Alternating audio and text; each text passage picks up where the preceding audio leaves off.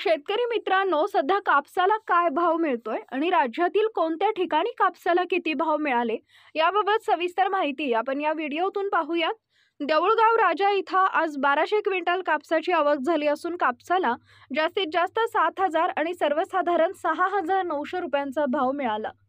सिंदी सेलू इथं 1300 क्विंटल कापसाची आवक झाली असून जास्तीत जास्त 7,521 आणि सर्वसाधारण 7,105 रुपयांचा भाव कापसाला मिळाला. त्यानंतर पुलगाव इथं जास्तीत जास्त 7,151 आणि सर्वसाधारण 7,000 रुपयांचा भाव कापसाला मिळाला.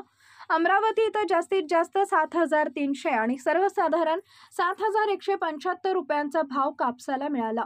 आज पारशिवनी बाजार समितीत जास्तीत जास्त 7,075 आणि सर्वसाधारण 7,045 रुपयांचा भाव कापसाला मिळाला.